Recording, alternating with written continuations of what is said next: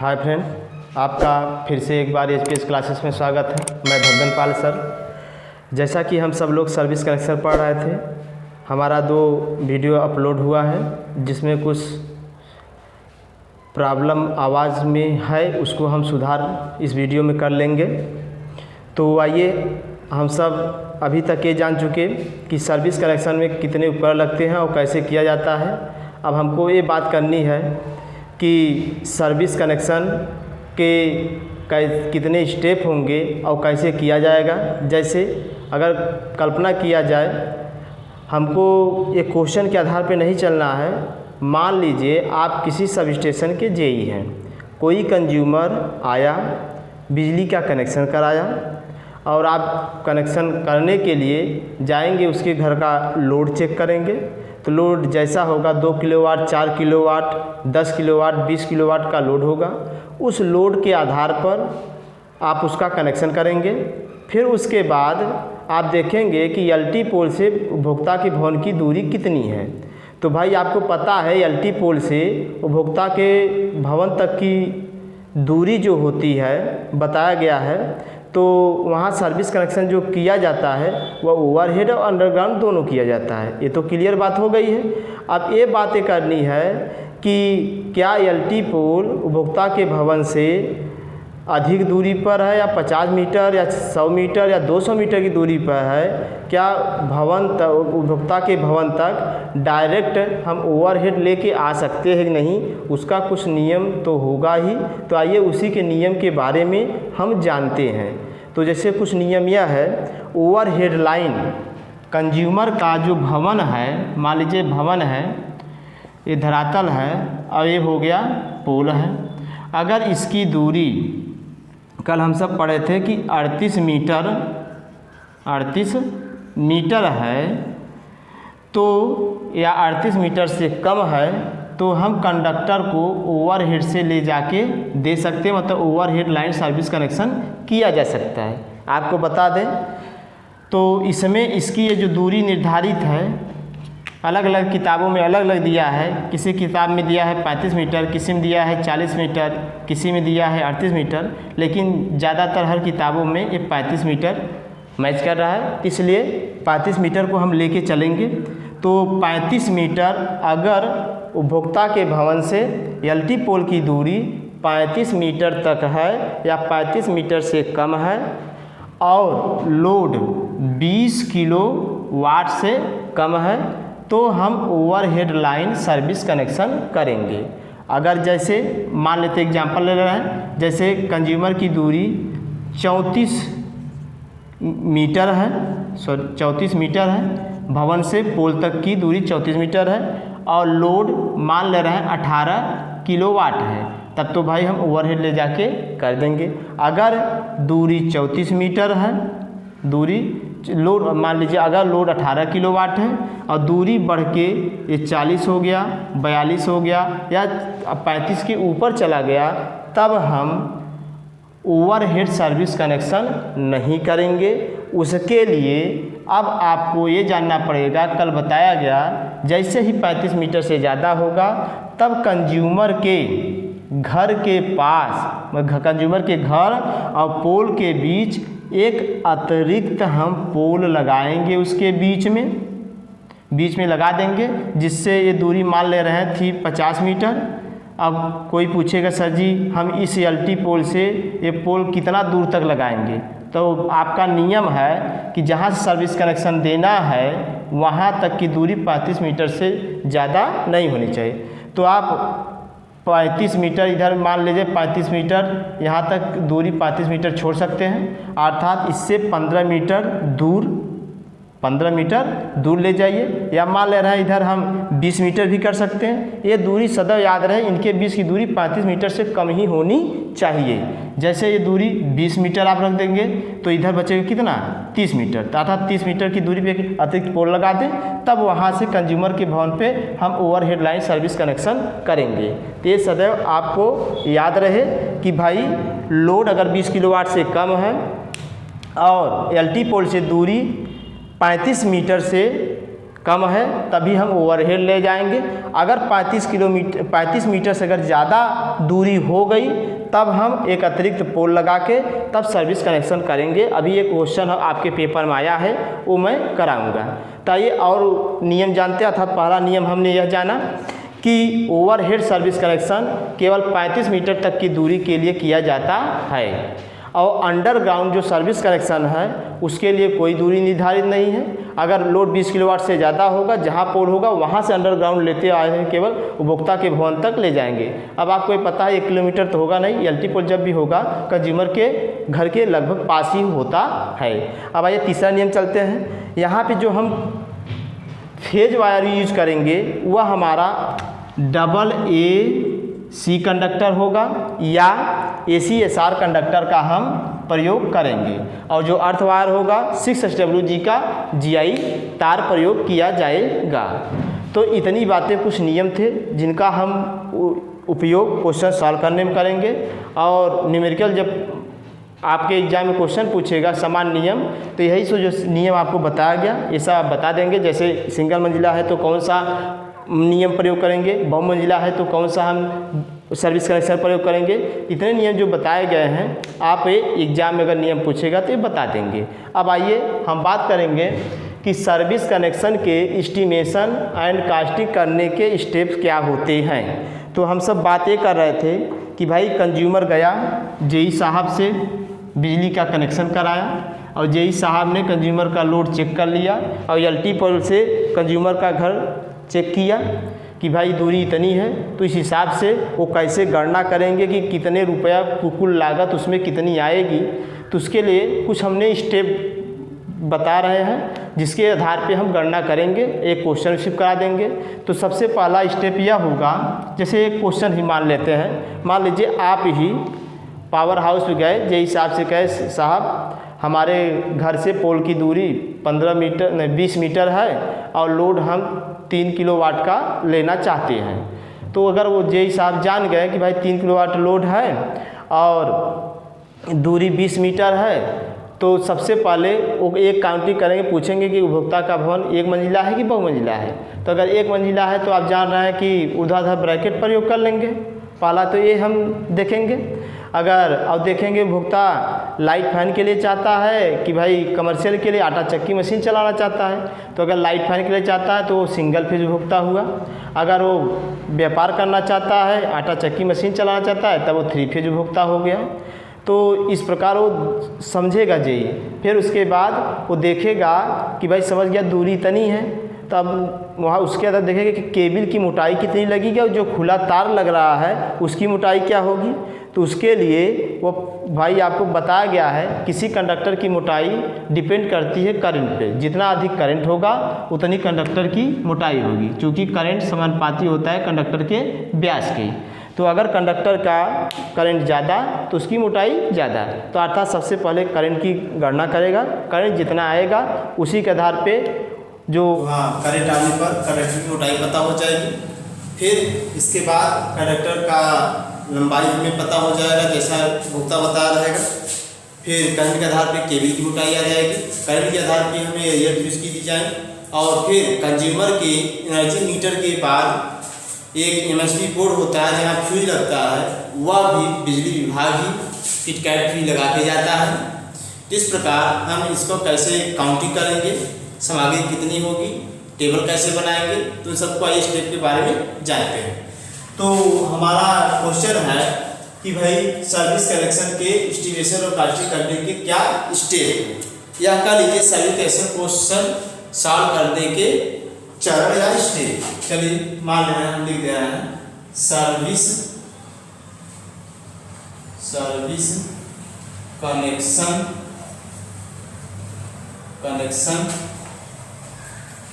करने, service connection के प्रश्न, सीधे लिखिए सर्विस कनेक्शन के प्रश्न हल करने के चरण या स्टेप। ठीक, तो पहला स्टेप है परिकल्पनाएं।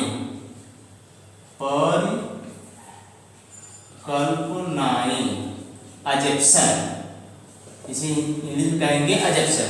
जैसे हमसे इंटरनल वाले पूर्वानुमान लगाते थे कि भाई एग्जामिनर को क्या पता है कंडक्टर हम कौन सा लिए हैं, पीवीसी लिए हैं कि कॉपर लिए हैं कि एल्युमिनियम लिए हैं कि रिप्स आवर वाला केबल है, तो ऐसे यहाँ ये बताना पड़ता है। और यहाँ अभी बताएंगे कंज्यूमर सिंगल फेज वाला है 3 फेज वाला है, ये तो क्वेश्चन में दिया रहता है, जहाँ अपने आप जान जाएगा।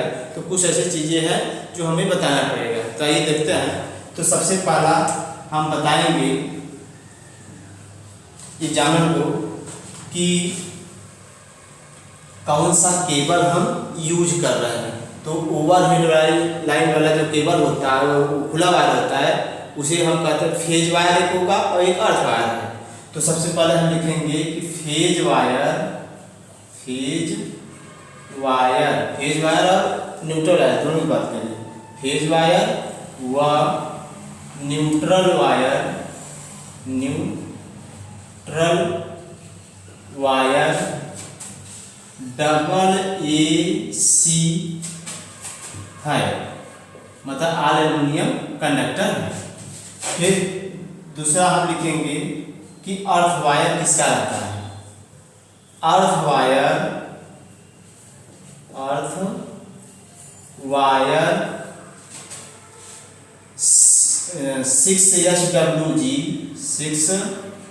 6SWG का GI तार है। एग्जाम्पल जान जाएगा कि आप अर्थवार 6SWG का GI तार लीजिए। यह हो गया। अब लोड देख लीजिए कितना है या दूरी बता दीजिए। तो आप बताएंगे जो क्वेश्चन में दूरी लोड दोनों दिया रहता है, तो हम लिखेंगे लोड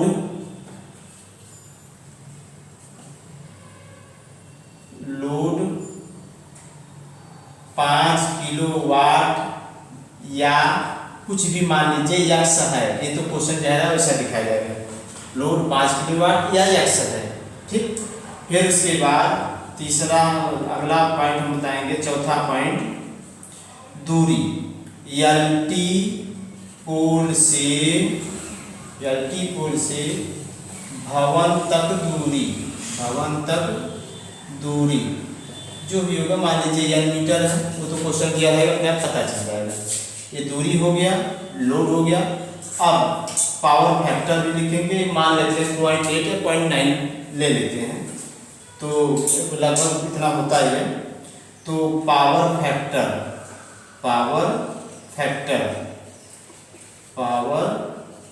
फैक्टर मान लिए भाई कि जिसे हम दिखाते हैं cos फाई से 0.8 है। इतनी चीज़ें हम यहाँ पे दिखा देंगे। ये हो गया।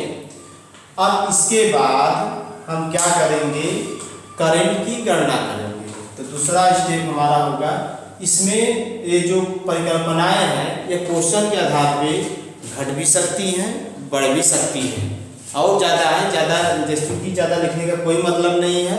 जैसा क्वेश्चन आएगा वैसा उसमें आपको बताते चलेंगे। तो आइए देखते हैं परिक्राय में दूसरा परिकल्पना के बाद एजम्पशन के बाद आपका दूसरा है विद्युत धारा की गणना। विद्युत धारा की गणना। तो विद्युत धारा की गणना करते हैं। तो आपको पता है, देखिए यहाँ पे 3 प्रकार से पावर देगा, मतलब लोड, जो लोड है वो पावर के रूप में देगा, किलोवाट के रूप में देगा, केवीए के रूप में देगा और एचपी के रूप में देगा। तो तीनों के लिए हम अलग अलग फार्मूला जानते हैं। आइए देखते हैं। पहला मान लेते हैं, यदि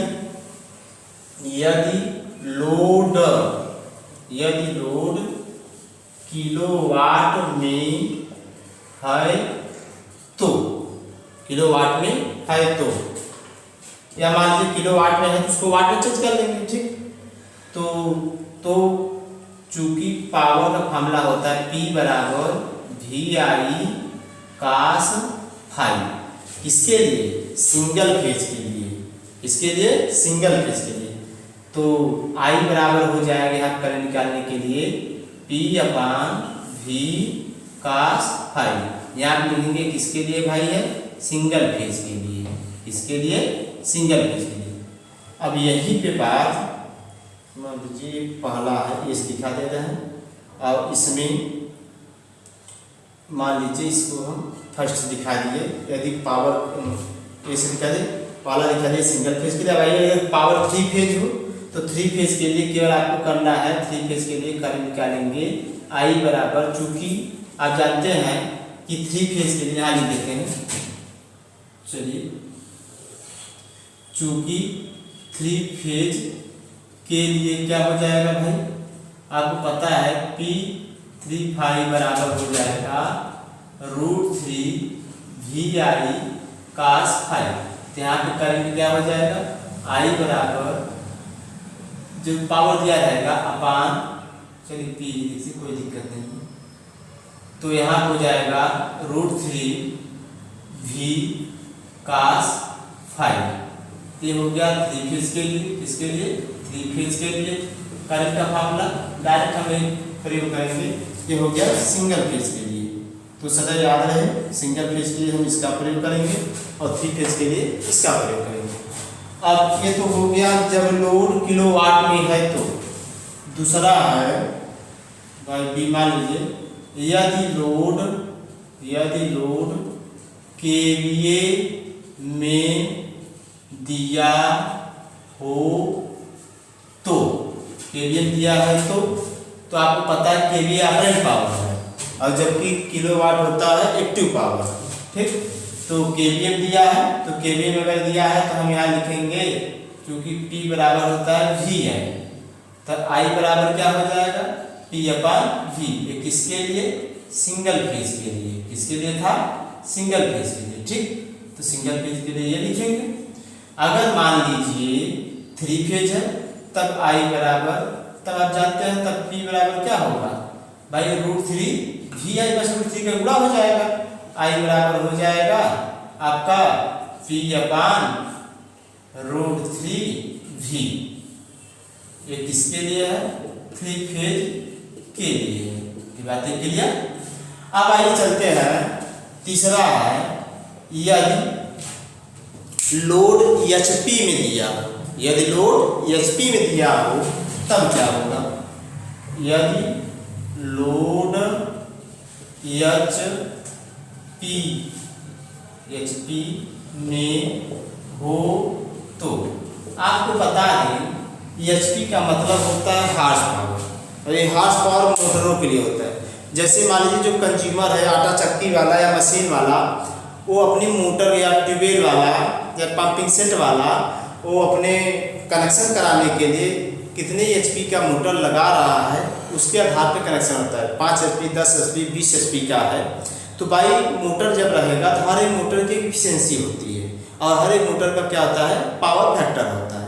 तो यहाँ पर आपको उसकी एफिशिएंसी के आधार पर पावर फैक्टर पता करना पड़ेगा और उसकी दक्षता पता करना पड़ेगा जो लोड दिया रहेगा HP के आधार पर। तो आपको पता है एफिशिएंसी के रूप में फार्मूला होता है, एफिशिएंसी का मतलब होता है, एफिशिएंसी को मतलब दक्षता हम कहते हैं। दक्षता ईटा बराबर होता है, दक्षता बराबर होता है आउटपुट पावर अपान क्या होगा, इनपुट पावर, यही होता है ना भाई।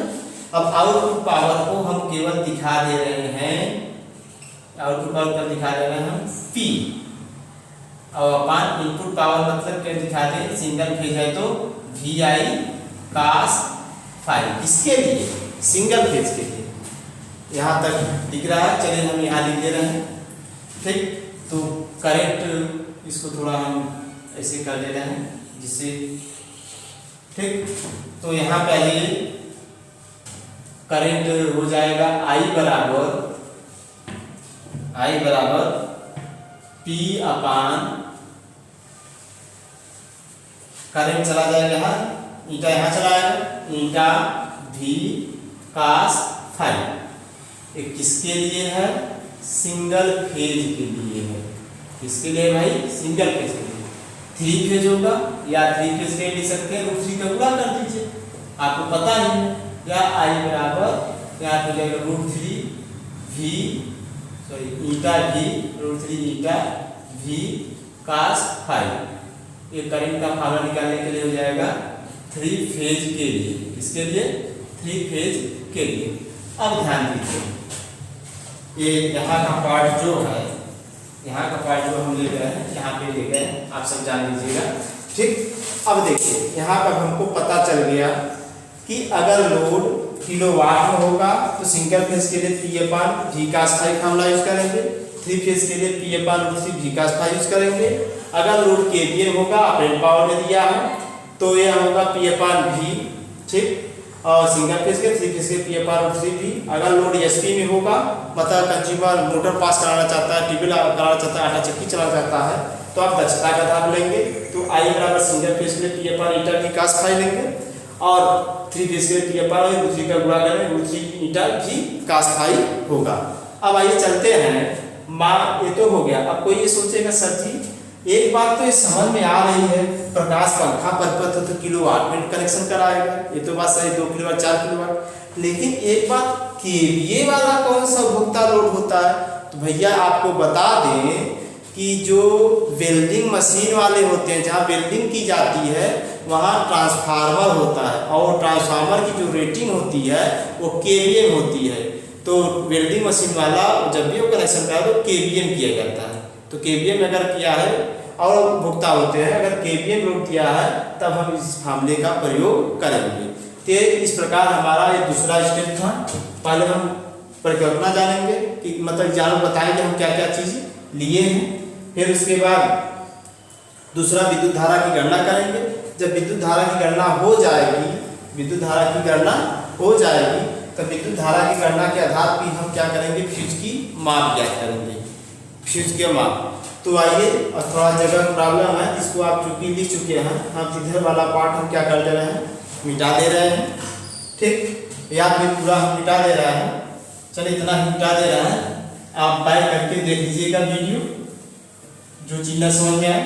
तो भाई धारा निकल गई, तो धारा के आधार पे हम जैसे धारा जो आ जाएगी तो नीचे लिख देंगे अतः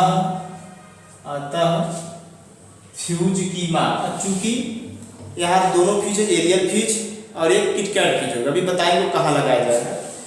अतः फ्यूज की माप, तो आप बता देंगे फ्यूज की माप मतलब कितने एम्पीयर का फ्यूज यूज होगा। तो फ्यूज की जो माप होगी वह करंट जितना रहेगा उसके हम लिख लेंगे।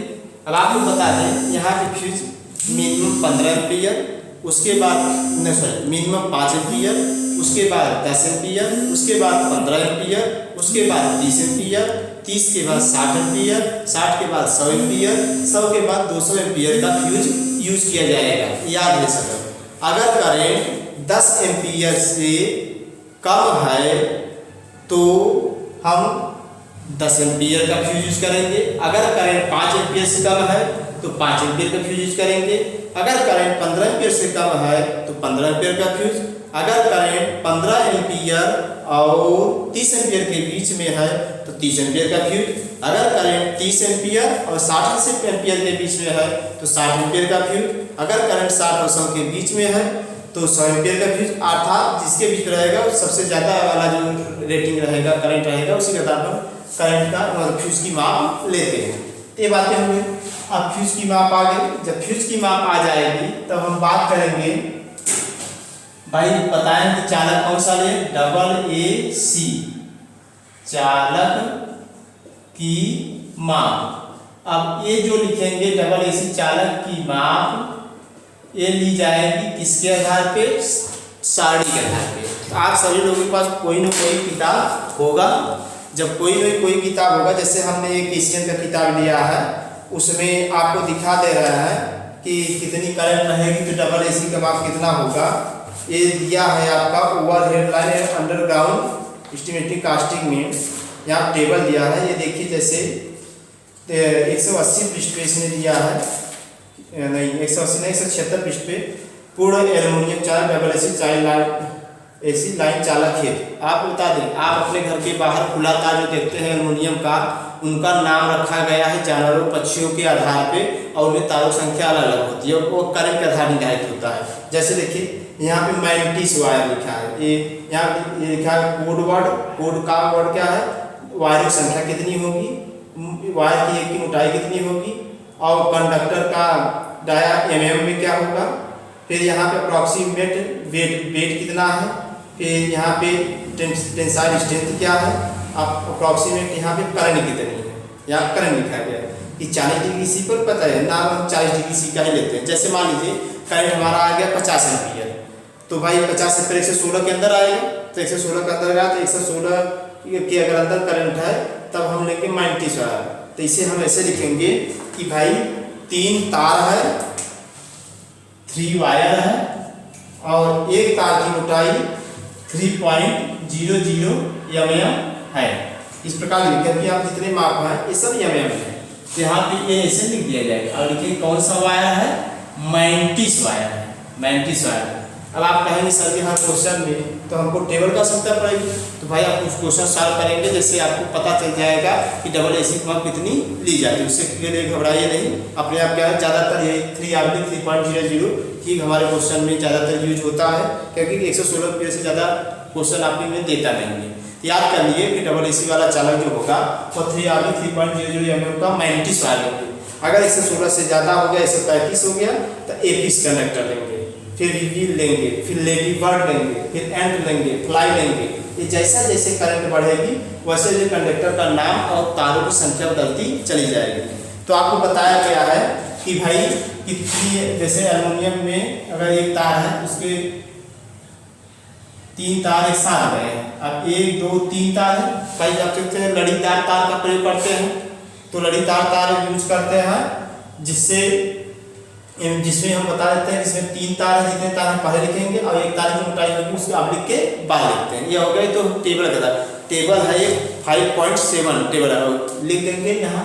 ये सब चीजें हैं यहाँ लिख देंगे, टेबल से मतलब सारणी से एसी चालक की माप। ऐसे ही आप केबल यूज करते हैं, एनर्जी मीटर से ले जाते हैं ऊपर छत तक, तो केबल की माप हम पीवीसी केबल लेते हैं। तो यह भी रहेगा साड़ी से, तो यह भी हम साड़ी से ले लें।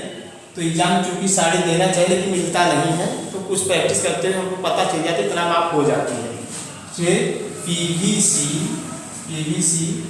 केबल की माप, पीवीसी केबल की माप, तो ये भी हम टेबल से देखेंगे। अब जैसे टेबल इसमें क्या है 180 पृष्ठ पे है, ये देख लीजिए, तो 180 पृष्ठ पे यहाँ दिखाया गया एल्युमिनियम चालक पीवीसी की एल्युमिनियम चालक के लिए अधिकतम विद्युत धारा क्षमता के आधार पर मोटाई। अब यहाँ देखो, यहाँ दिया है यही यहाँ है केबल की माप दिया है। पीवीसी केबल जब हवा में रहेगा, जब अंडरग्राउंड रहेगा तब क्या लेंगे, पेपर केबल या अलग है, तो पीवीसी केबल ले रहे हैं। अगर ओवरहेड है तो यहाँ देखेंगे वाई में, और करंट 16 एम्पियर तक है तो यहाँ पे 1.5 mm इसका।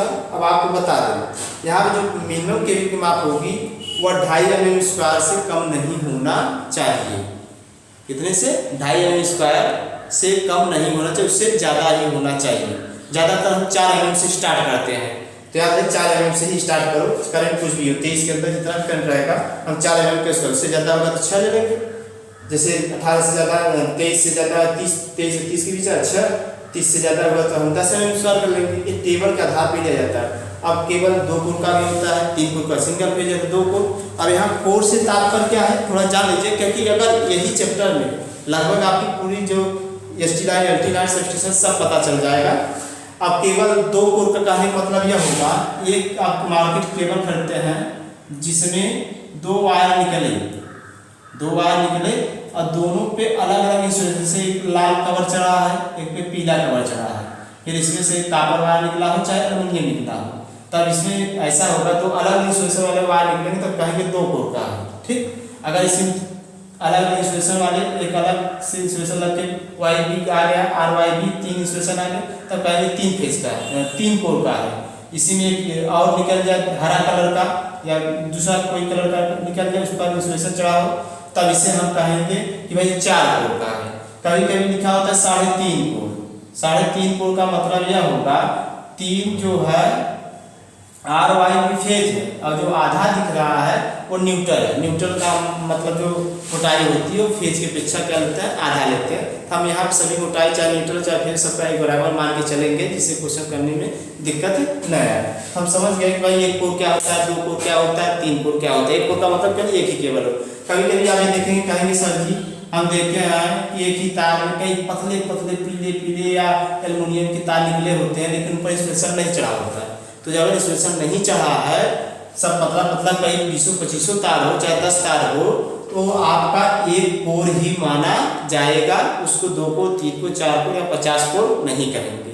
याद रहो, एक कोर तभी कहा जाएगा 2 कोर 3 कोर जब अलग अलग तार निकला, अलग अलग इंसुलेशन चढ़ा। तो ये जो भी लेंगे ये भी हम सारणी से लेंगे। अभी क्वेश्चन आएगा इसमें अपने आप पता चल जाएगा। भाई मिनिमम हम माप कितना लेंगे, 4 mm स्क्वायर से कम नहीं होना चाहिए, ये मिनिमम इसकी माप है। तो ये हो गया हमारा केबल का माप, ऐसे सारा फ्यूज की माप। जब ये हो जाएगा तब ये सब हम कहाँ लिखेंगे, इसी के नीचे लिख देंगे, अभी क्वेश्चन बताएंगे। तो जब ये हो जाएगा तब हम क्या काम करेंगे, अब आ जाएंगे सामग्री का आवरण एवं मूल्यांकन, मतलब एस्टिमेटिंग एंड कास्टिंग, सामग्री का आवरण एवं मूल्यांकन। तो आइए देखते हैं सामग्री। तीसरा है, पहला था परिकल्पना, दूसरा था विद्युत धारा गणना, तीसरा है सामग्री का आवरण एवं मूल्यांकन। तीसरा है सामग्री का आवरण एवं मूल्यांकन, आवरण एवं मूल्यांकन, ये है तीसरा स्टेप। हाँ, तो सामग्री का आवरण एवं मूल्यांकन। तो आप सभी को पता है कि भाई सबसे पहले हम लिखते हैं क्रम संख्या, फिर उसके बाद होता है सामग्री नाम व विवरण, दूसरा है सामग्री नाम व विवरण। सामग्री का नाम भी रहेगा, विवरण भी रहेगा, भाई उसका विवरण क्या है, ठीक। फिर उसके बाद सामग्री नाम विवरण के बाद आवश्यक सामग्री। अब भाई आवश्यक सामग्री में 2 कॉलम रहता है, आवश्यक सामग्री में 2 कॉलम रहेगा, सामग्री में 2 कॉलम है, एक मात्रा का रहेगा और एक इकाई का रहेगा। फिर हम लिखेंगे दर, फिर क्या होगा मूल्य, दर मूल्य, फिर उसके बाद टिप्पणी। क्या लिख दिया जाएगा भाई, टिप्पणी। इसको आइए थोड़ा हम इरेज कर देते हैं, ठीक। आइए इरेज कर दिया जाए, मिटा दिया जाए, जिससे हम और आगे लिख सकें।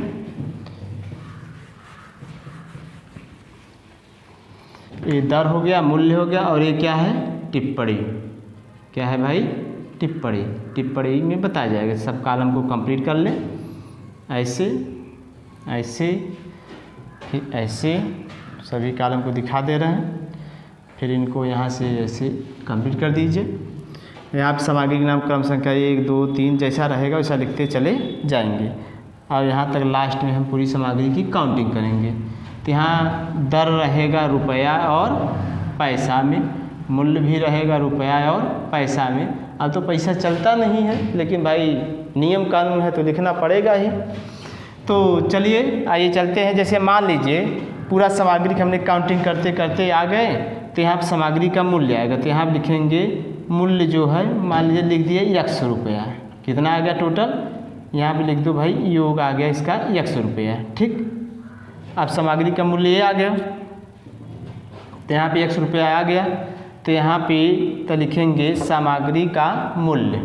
जब यहाँ आ जाएगा, चलिए हम बगल दिख रहे हैं, यहाँ दिख ही रहा होगा, तो लिखेंगे, चलिए टिप्पणी को बंद कर देते हैं, लिखेंगे सामग्री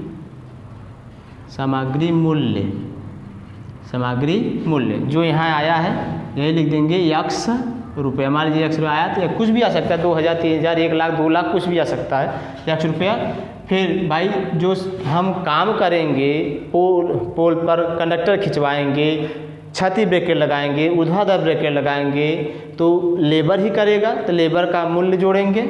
तो श्रम मूल्य यहाँ लिखा जाएगा, श्रम मूल्य, लेबर कास्ट। ये होता है जितना सामग्री का मूल्य आता है उसका 20% होता है। श्रम मूल्य हो जाएगा 20% @20%। किसका 20% भाई, जो यक्ष सामग्री का मूल्य है तो यक्ष का 20%, प्रतिशत को हटा देंगे, बटे में हम क्या लिख सकते हैं 100, इस प्रकार लिख लेंगे। इतना रुपया हो जाएगा। और फिर इन दोनों का आप जोड़ लीजिए, इन दोनों जोड़ लीजिए। तो मान लीजिए इन दोनों को जोड़ें तो योग जो आया वो आ गया Y रुपया, भाई कुछ भी आएगा भी हल करें, अभी तो नियम जान रहे हैं। वाई रुपया आया, ठीक। अब जब वाई रुपया ए आ जाएगा, जब ए वाई रुपया आ जाएगा तब हम क्या काम करेंगे, अब इसका निकालेंगे ऊपरी प्रभार। ऊपरी प्रभार आप समझते हैं कि क्या होता है। ऊपरी प्रभार जब भी कोई काम चलता है तो उसको देख रेख में कर्मचारी अधिकारी जो रहते हैं उनका भाई वेतन देना पड़ता है। वेतन क्या, उनके पीछे खर्च करना पड़ता है। तो ऊपरी प्रभाव जितना आएगा या उसका हम लेंगे 11%। कितना लेंगे, 11% होगा। तो ये देखते हैं, ये ऊपरी प्रभार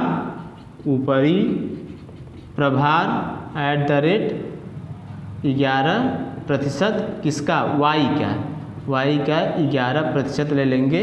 ऊपरी भाई प्रतिशत को हम बटे में लिख सकते हैं 100, ये रुपये में रहेगा, आर से दिखा दे रहे हैं। फिर ऊपरी प्रभार के बाद इसमें आएगा आकस्मिक व्यय। आकस्मिक व्यय कहने का मतलब यह हुआ कि भाई कभी मान लीजिए लगा रहे थे, कंडक्टर टूटा या चैनल हमारा दीवार से निकल गया, दोबारा लगाए उस पर अतिरिक्त खर्चा आएगा।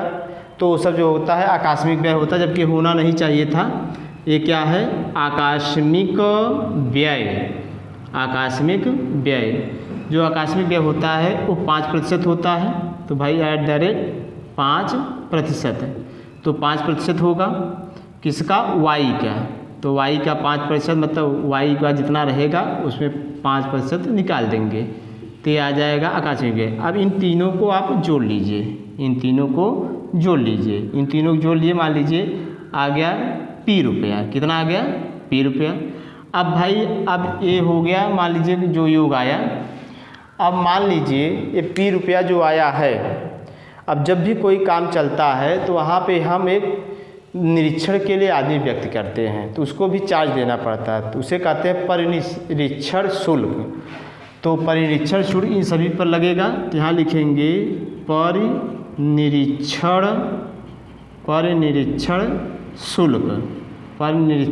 शुल्क यह होता है 10%। यह कहे तो कितना रहेगा, 10% किसका, P का। तो P गुणे 10/100, तो इतना ये आ जाएगा। अब हम क्या करेंगे, इन सभी को जोड़ लेंगे। क्या करेंगे, इन सभी को जोड़ लेंगे। तो मान लीजिए जो जोड़ आएगा वही होगा महायोग।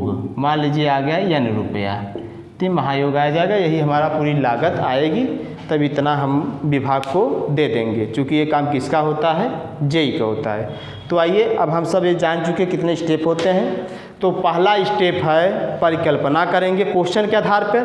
दूसरा स्टेप है विद्युत धारा की गणना की जाएगी। विद्युत धारा गणना क्यों की जाएगी, केबल की मोटाई और तार की मोटाई पता करने के लिए और फ्यूज की माप पता करने के लिए। फिर अगला हमारा है सामग्री का हम टेबल बनाएंगे, आगे में मूल्यांकन करेंगे, फिर लास्ट में उसकी काउंटिंग कर जिन्हें प्रभारण लगा के सब काउंटिंग कर दिया जाएगा। तो इस प्रकार इसी स्टेप के आधार पे हमारे जो भी न्यूमेरिकल है उनको हम सॉल्व करेंगे। आइए हम क्या करते हैं, क्वेश्चन सॉल्व करते हैं जो हमारे एग्जाम में आए हैं, क्योंकि भाई टाइम बहुत कम है, हम पूरे किताब क्वेश्चन तो सॉल्व करा नहीं पाएंगे, लेकिन जो आपके पेपर में आया है उन्हीं क्वेश्चनों को हम एक एक करके देखते हैं। एक क्वेश्चन मैं बता रहा हूं और 2 क्वेश्चन मैं आपको दूंगा या कहूँगा सॉल्व करने के लिए, आप सॉल्व करिएगा। नहीं समझ आ रहा है तो आप कमेंट करिए, मैं पूरे क्वेश्चन को सॉल्व करके फिर बोर्ड पर बता दूँगा। तो आइए देखते हैं, थोड़ा यह किताब उठाइए भाई, दे दीजिए इधर से।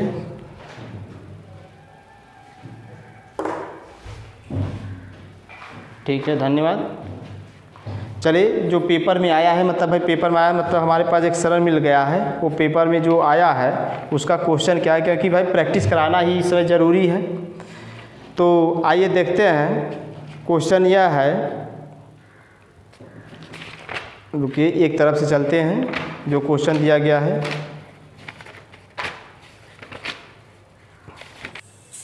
तो आइए जानते हैं कि भाई हमने स्टेप जाना सर्विस कनेक्शन को सॉल्व करने का। तो सर्विस कनेक्शन के स्टेप सबसे पहला है परिकल्पना या परिकल्पनाएं। पहला स्टेप है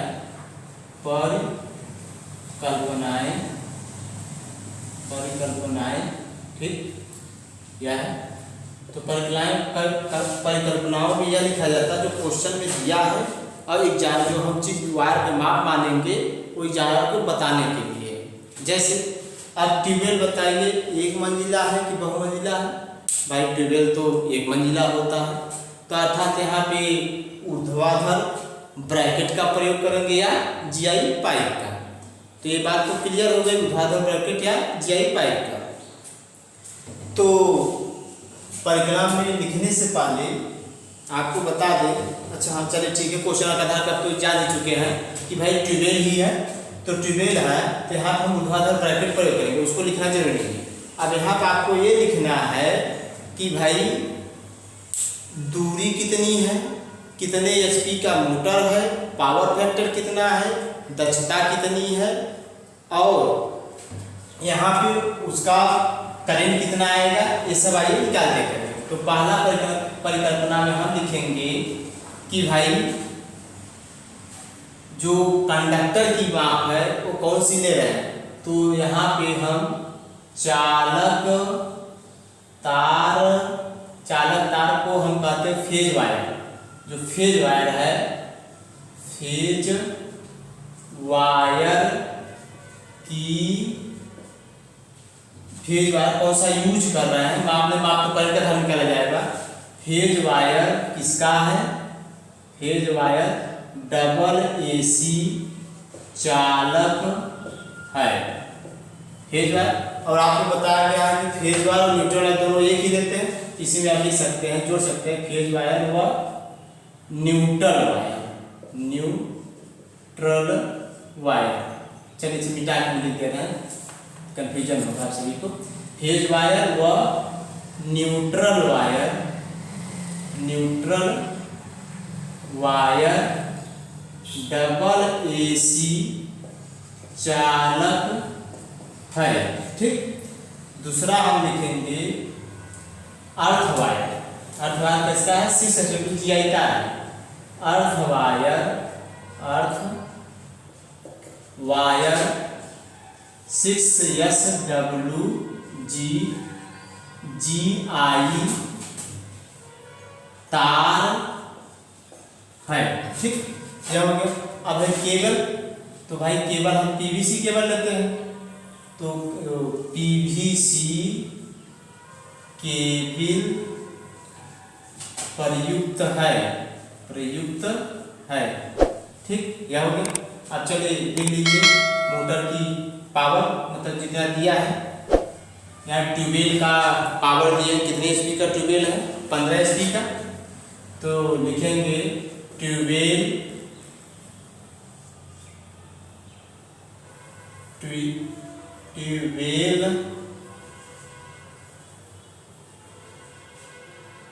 की पावर कितनी है भाई, दिए हैं P बराबर 15 एचपी दिए हैं, ठीक है, 15 एचपी ही दिए हैं, 15 एचपी है, ठीक।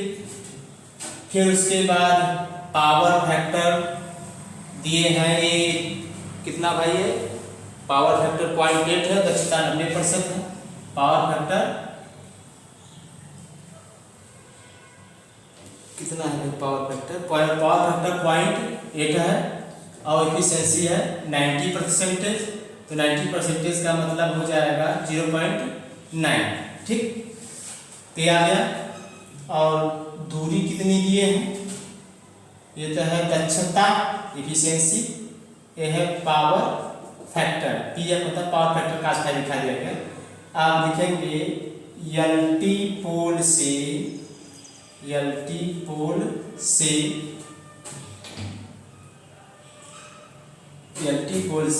ट्यूबवेल की दूरी, एलटी पोल से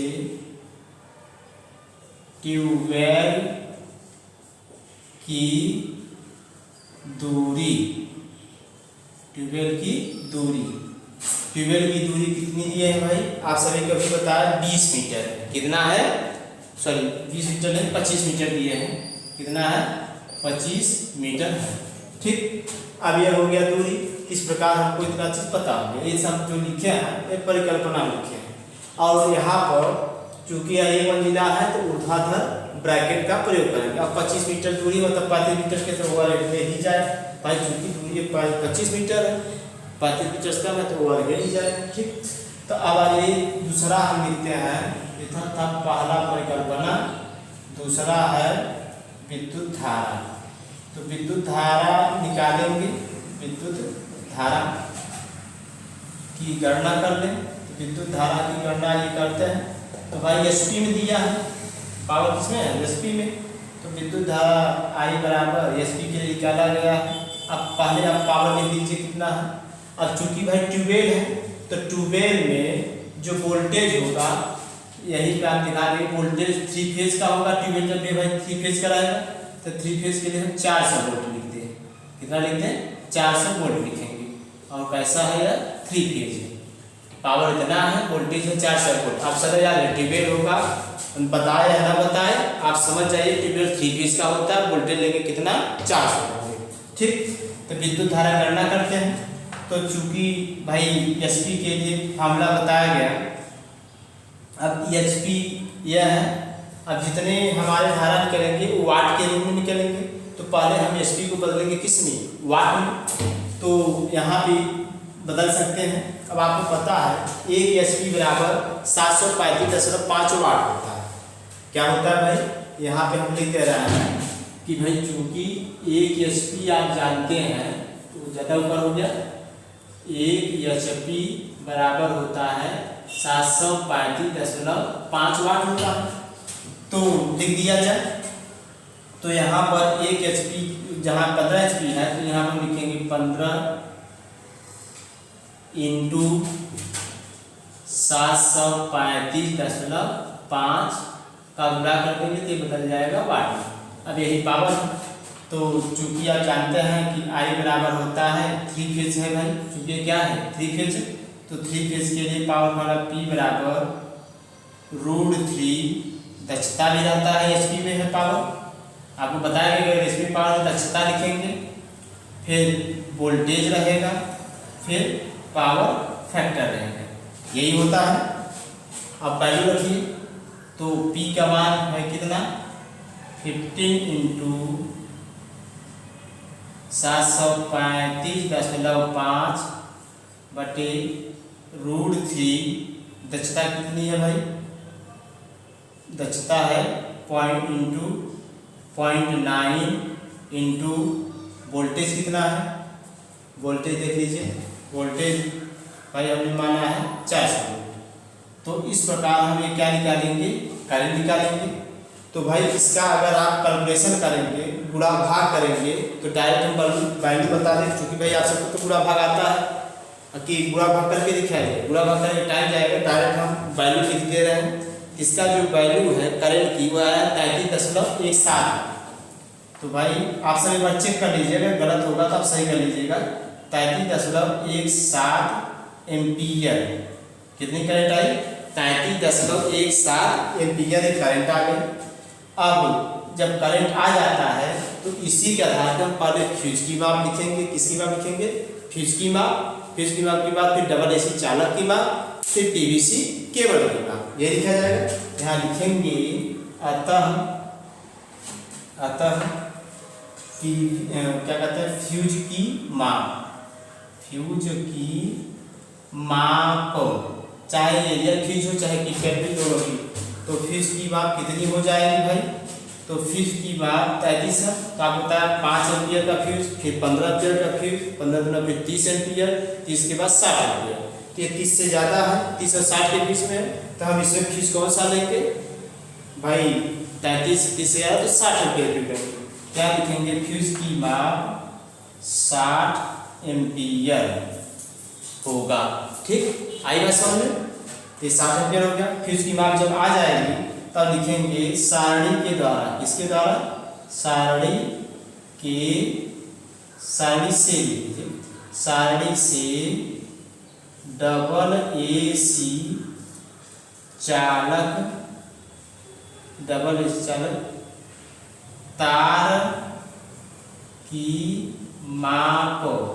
तो भाई डबल एसी, चूंकि वहाँ हम 116 देखे थे, फिर एक बार आपको दिखा दे रहे हैं कि भाई सारणी ये है, डबल एसी के लिए एशियन में हमने लिखा था कि यह डबल एसी लाइन चालक है, करंट है कितना 116 एम्पीयर तक रहेगा। तो 3 आवर्डिक मतलब तारों संख्या 3 रहेगी, एक तार की मोटाई 3 है, 35 आया ये यूज करेंगे।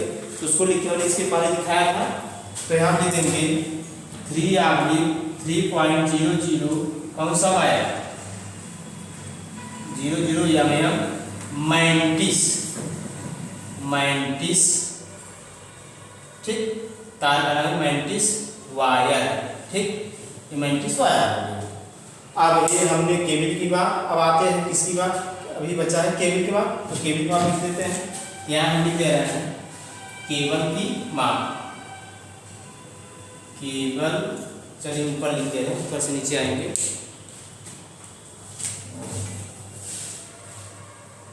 यहाँ लिख दे रहे हैं केबल की माप।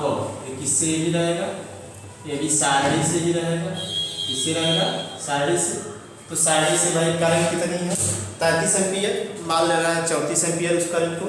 चलिए तो ये भी टेबल से लिखते हैं, ये देख लीजिए बुक्स यहाँ पे है, इसमें हमने बताया था पेज नंबर 180 पर देखना जान लीजिए। यहाँ लिखा है पीवीसी एल्यूमिनियम चालक के वाई में है, ओवरहेड जा रहा है तो वाई में है। तो वाई के लिए क्या होगा भाई 16 एम्पीयर तक 1.5 21 तक के लिए तो 33 है, 33 के अंदर आएगा। उसके लिए 6 उसका कितना है देख लीजिए, 35 के लिए है, 35 से नीचे है 33 से करंट आए। उसके लिए हम क्या लेंगे, ये थोड़ा नजदीक से देख लीजिए यहाँ पे। अब चूंकि केबल कितने कोर का है, हाँ ये भी जान लीजिए केबल भाई 3 फेज 4 वाला है। तो यहाँ पे केबल जो भी लेंगे हम 4 कोर का लेंगे, कितने कोर का 4, 3 फेज जाएगा और 1 मीटर जाएगा। तो 4 कोर के लिए यहाँ देख रहे हैं 30 एम्पीयर तक 6 एम उसका, और 30 से 40 के बीच जब रहेगा उसके 10 एम स्क्वायर कितना है 10 एम स्क्वायर का हम लेंगे। तो 10 एम स्क्वायर का यहाँ लिखेंगे कि भाई जो केबल की माप है वह है 10 एम स्क्वायर, किसके द्वारा सारणी से 10 एम स्क्वायर है। और कितने कोर का 10 एम स्क्वायर 4 कोर ठीक, 10 एम स्क्वायर 4 कोर का हमारा 4 कोर का क्या है पीवीसी केबल ठीक। इस प्रकार हमने देखे सभी का माप आ गया। जब हमारा यह हो जाएगा तो हम क्या करेंगे डायग्राम बना देंगे, इसी के बीच में हम डायग्राम बना देंगे। क्या बनाएंगे डायग्राम। तो चलिए डायग्राम बना लेते हैं। तो डायग्राम इसको हम मिटा रहे हैं क्योंकि जगह नहीं है, इसलिए डायग्राम बनाने के लिए हम मिटा रहे हैं। चलिए न मिटा करके हम वही डायग्राम बना दे रहे हैं ठीक। तो डायग्राम यहाँ बना दें। इस सेकेंड था यहाँ लिखा था विद्युत धारा की गणना था ठीक। अब आइए डायग्राम बनाते हैं। इसी में तीसरा स्टेप आप जोड़ लीजिएगा कि चित्र ही बनाना है। क्या बनाना है डायग्राम ही बनाना है। आप बताइए क्योंकि देखिए डायग्राम 2 स्थानों पे बनता है। पहला यह है कि या तो आप परिकल्पना से पहले भी डायग्राम बना लीजिए, या तो फिर आप परिकल्पना के और विद्युत धारा की गणना के बाद बनाइए। ज़्यादा सुविधा हुआ रहेगा कि पहले डायग्राम बनाइए, तब परिकल्पना कीजिए, तब उसके बाद विद्युत धारा गणना करिए, फिर सामग्री का आकलन और मूल्यांकन करिए। तो ये देखते हैं। तो भाई देख लिया जाए यहाँ पे, आइए देखते हैं। हम यहाँ बनाएंगे कनेक्शन डायग्राम।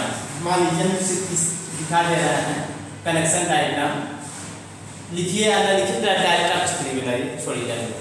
तो भाई ट्यूबवेल है, ट्यूबवेल क्या है 1 मंजिला है, 1 मंजिला है। तो ऐसे आप बना लेंगे, ये भवन जैसे दिखा के बनाते हैं क्योंकि अब कई बार हम बना के आपको बता चुके हैं। ये हो गया क्या, यह हो गया भाई आपका धरातल। अब धरातल दिखाए या नहीं दिखाए कोई दिक्कत नहीं है, दिखा देंगे तो भी कोई समस्या नहीं है। चलिए नहीं दिखाते हैं कोई दिक्कत नहीं ठीक, लेकिन भवन पता नहीं चलेगा इसलिए दिखाना ही पड़ेगा। चलो दिखा दे रहे हैं ठीक, ये भवन। अब इसके बाद हमें क्या करना है कि भाई पोल एलटी पोल कितनी दूरी पर है 25 मीटर पे है। तो एलटी पोल यहाँ से 25 मीटर पे है। तो भाई एलटी पोल 25 मीटर पे है, दूरी 25 मीटर। अब 25 मीटर दूरी है, ये मिला भवन है, तब ऊर्ध्वाधर ब्रैकेट का प्रयोग करें या जीआई पाइप का प्रयोग करें। भाई आपको बताया गया है कि यहाँ जीआई पाइप ले लीजिए, इस प्रकार हम यहाँ पे जीआई पाइप ले लीजिए। ठीक, ये जीआई पाइप है, जीआई पाइप जैसे हम बनाते हैं वैसे हम बना देंगे। यह हो गया ऐसे, और यहीं पे आपका एनर्जी मीटर है। क्या है भाई? Energy meter. यह हो गया एनर्जी मीटर, इसे हम दिखा दे रहे हैं एनर्जी मीटर। एनर्जी मीटर के बगल ही रहेगा फ्यूज बॉक्स। फ्यूज बॉक्स जिसे हम एसडी कहते हैं। ये क्या है भाई? फ्यूज बॉक्स है, जिसमें फ्यूज लगाया जाएगा, कटआउट जिसे बोला जाता है। एनर्जी मीटर पूरी घर की सप्लाई कट जाती है। ठीक, तो अब आइए देखते हैं सबसे ऊपर कौन सा तार रहेगा? Earth wire. सबसे ऊपर अर्थ वायर। अर्थ वायर के बाद रहेगा आपका, चूंकि 3 फेज का न्यूपर है तो रहेगा आर फेज, फिर उसके बाद रहेगा वाई फेज, वाई फेज के बाद रहेगा बी फेज, बी फेज के बाद से रहेगा न्यूट्रल वायर। तो भाई ये हो गया R phase, Y phase, B phase और ये क्या है? Neutral wire. ठीक, अब चूंकि यहाँ जीआई पाइप में हम साइकिल स्टेप के द्वारा, साइकिल स्टेप के द्वारा हम क्या करते हैं कि साइकिल इंसुलेटर लगाते हैं। तो साइकिल इंसुलेटर लगा दिया जाए, तो भाई यहाँ दिखा दे रहे हैं, तो साइकिल इंसुलेटर ऐसे लगा देंगे। ठीक, तो ये पहले साइकिल स्टेप लगा रहे हैं, तो साइकिल स्टेप लगा दिया जाए। यहाँ भी साइकिल स्टेप लगा दें, तो यहाँ भी साइकिल स्टेप लगा दे रहे हैं। साइकिल स्टेप है, अभी सबको जाम करेंगे। तो साइकिल स्टेप है, यहाँ भी साइकिल स्टेप है। चलिए यहाँ भी साइकिल स्टेप है, इसको थोड़ा ऊपर कर दीजिए। साइकिल स्टेप, फिर यहाँ भी साइकिल स्टेप, यहाँ भी साइकिल स्टेप और यहाँ भी साइकिल स्टेप। इस प्रकार साइकिल स्टेप लगा दें। और ये साइकिल स्टेप है, इसी के बीच में साइकिल स्टेप, चूँकि साइकिल स्टेप अभी दिखाई पूरा कैसे लगता है। अब इसी के बीच में हम लगाएंगे साइकिल इंसुलेटर। इसी के बीच में साइकिल इंसुलेटर ऐसे लगा दिया जाएगा, इसको जोड़ देंगे, ऊपर से कनेक्शन रहेगा। अब चूँकि स्टेप गिर सकता है, तो इसलिए इसे हम क्लाइंप के द्वारा जोड़ देंगे। तो यह भी गिर सकता है, इसे क्लाइंप के द्वारा ऐसे जोड़ देंगे। तो भी गिर सकता है, इसको क्लाइंप के द्वारा ऐसे जोड़ दिया जाएगा। फिर इसको भी क्लाइंप के द्वारा जोड़ दिया जाएगा, फिर इसको भी क्लाइंप के द्वारा जोड़ दिया जाएगा। ये जोड़ दिया। ठीक, अब चूँकि जीआई पाइप गिरने न पाए, यहाँ भी तो क्लैंप लगाया गया, भाई क्लैंप लगाना भूल गए, तो पहले इसको भी लगा दिए, जिससे दीवार पे लगा रहे गिरने न पाए। तो 2 या 3 क्लैंप लगा देंगे, जिससे गिरने नहीं पाएगा। अब इसी ये साइकिल इंसुलेटर लगाना है, तो भाई साइकिल इंसुलेटर ऐसे लगा दीजिए। तो साइकिल इंसुलेटर यह है, अभी ऊपर से पूरा फंसाएंगे, तो यहाँ पे भी साइकिल इंसुलेटर रहेगा। तो चलिए भाई, छोटा बड़ा दिखे तो आप समझ लीजिएगा, जैसे ऊपर का ऐसे नीचे का ही, ऐसे भी ये रहेगा। तो यहाँ भी साइकिल इंसुलेटर रहेगा, यहाँ भी साइकिल इंसुलेटर रहेगा। तो हर जगह साइकिल इंसुलेटर के द्वारा ज्वाइन किया गया है, साइकिल इंसुलेटर के द्वारा पृथक किया गया है, तो जुड़ गया। ठीक, इस प्रकार साइकिल इंसुलेटर से जुड़ गया। अब क्या करना है भाई?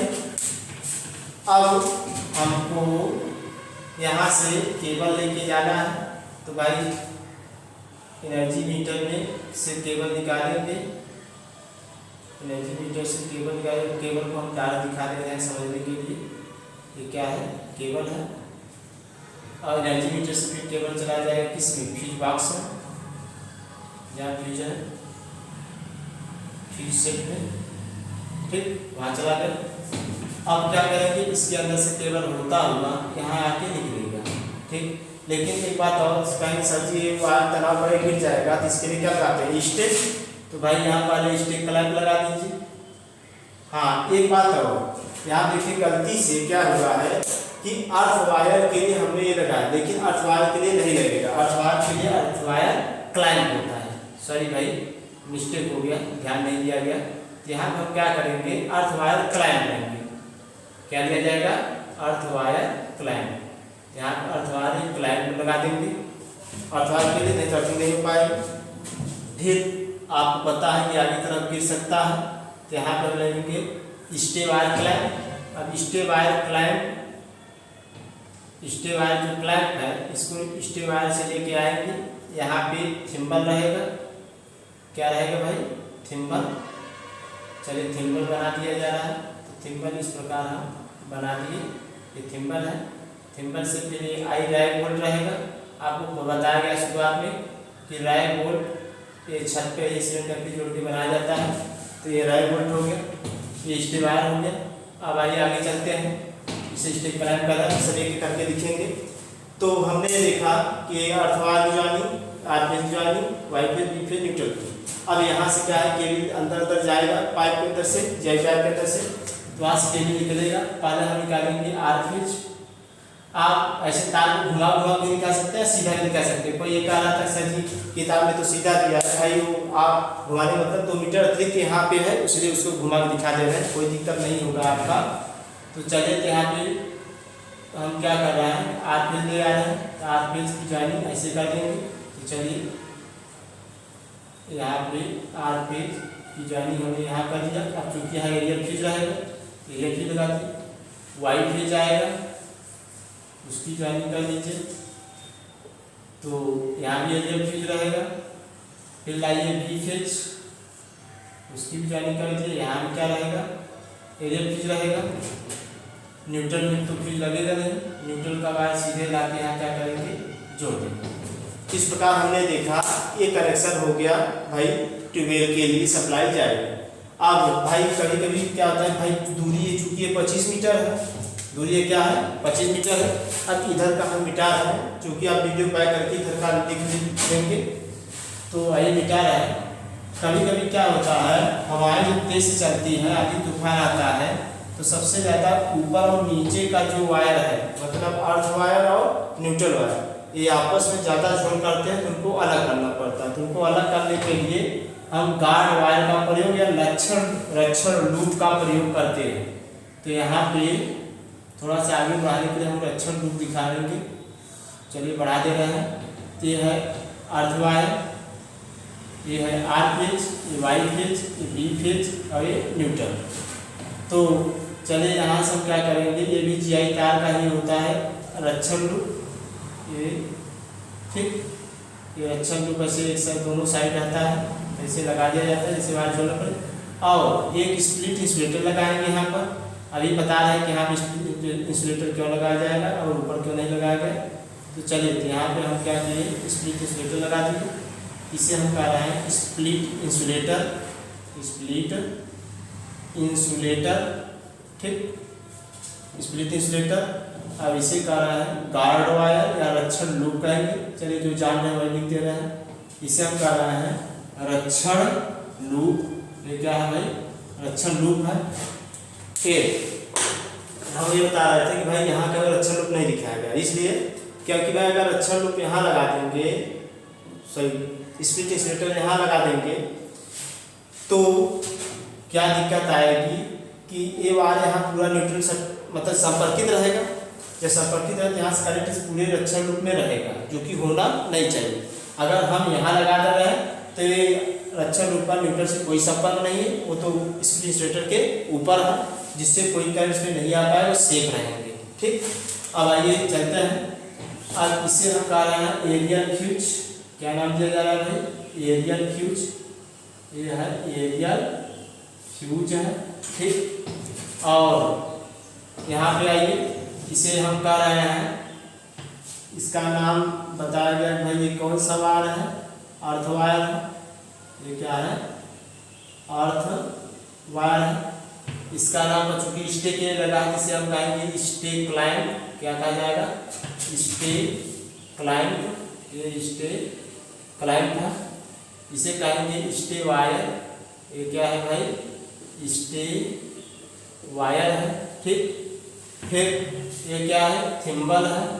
इसे हम कह रहे हैं थिम्बल, ठीक। इसे हम कहेंगे आई रैग बोल्ट। ये क्या है, आई रैग बोल्ट, ठीक।